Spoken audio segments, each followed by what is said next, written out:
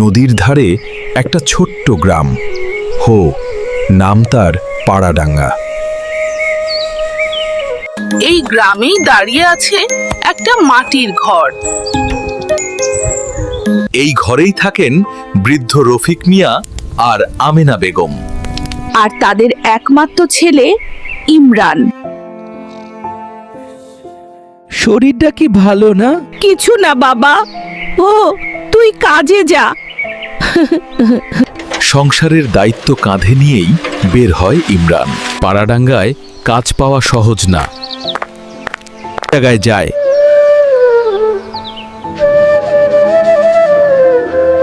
খালি হাতেই ঘরে ফেরে সে। কাম তো পেলাম না, বাড়িতে কি খাবে? আজও কাজ হয় নাই নাকি? উত্তর দেয় নীরবতা। তারার দিকে তাকিয়ে স্বপ্ন দেখে ইমরান। পরদিন পাড়াডাঙ্গায় আসে নতুন খবর।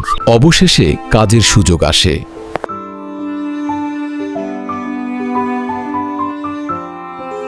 এই কষ্ট,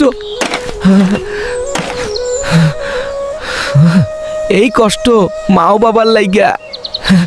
ইমরানের হাতে ওঠে প্রথম মজুরি।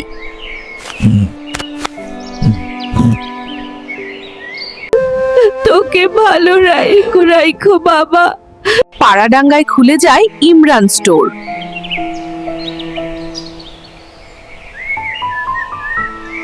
হাল না ছাড়লে ও, মাটির ঘরেও আলো জ্বলে।